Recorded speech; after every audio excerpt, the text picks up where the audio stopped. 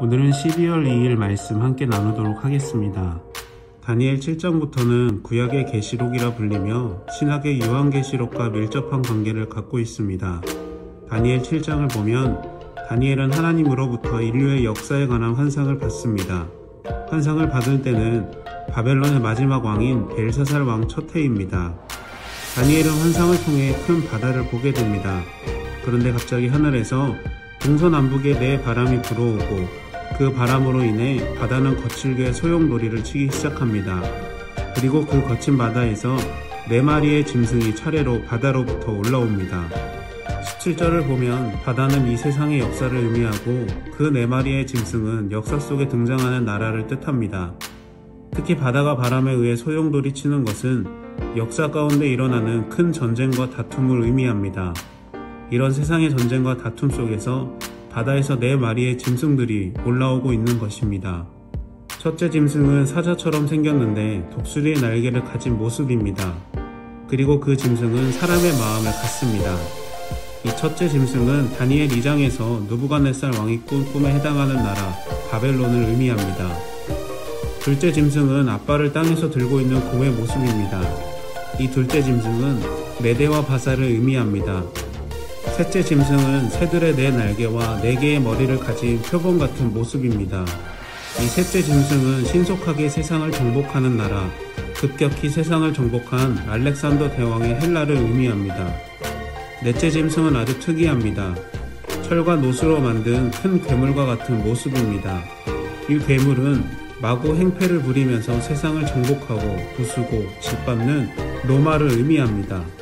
그런데 그 중에서도 힘센 한 왕이 일어나서 성도들을 핍박하고 짓밟는데 그 기간이 한때, 두때, 반때라고 합니다. 그리고 마지막에는 그 왕을 이길 수 있는 분이 오셔서 심판을 하는데 그때 그 나라가 망하고 영원한 나라가 온다는 것입니다. 다니엘을 통해 보여주시는 장래일은 너는 장차 핍박을 받지만 두려워 말아라. 그것을 이기고 승리하는 분이 오셔서 그 나라를 망하게 하신다는 것입니다. 이것은 세상을 살아가는 믿음을 가진 자들의 모습입니다. 오늘 우리의 세상은 거짓된 교회가 세워졌고 그 거짓된 교회로 인해 참된 성도들이 무시당하고 조롱받는 시대가 되었습니다. 하나님은 왜 믿음을 지키기 힘든 세상의 환경으로 만들어 가시는 것일까요? 하나님은 이런 상황 속에서도 십자가의 길을 따르는 자녀와 따르지 않는 자녀, 자기 백성과 자기 백성이 아닌 자를 구분하시는 것입니다. 그런데 그 힘든 때가 한때, 두때, 반때 동안 계속된다고 말씀합니다. 한때, 두때, 반때는 무엇일까요? 이것을 합하면 세때 반이 됩니다. 세때 반은 예수님께서 당하셨던 십자가의 고난을 그대로 이어받는 성도들을 가리키는 것입니다. 기간이 아니라 예수님께서 당하신 고난의 길에 동참해야 할 운명이라는 것을 보여주고 있는 것입니다. 그리고 그때가 지나면 하늘의 영원한 나라에서 살게 되는 것입니다. 믿음을 갖고 있지만 우리가 불안해하는 것은 우리의 죄인된 결과입니다. 그것은 우리가 세상에서 부유하고 높은 자리에 오르고 싶은 욕망 때문입니다. 하지만 세상이 아무리 좋아 보여도 심판 속에 있는 곳입니다. 영원히 남는 것은 십자가의 고난에 동참했던 믿음의 성도들입니다. 우리가 바라보아야 하는 것은 생명 되신 예수님입니다.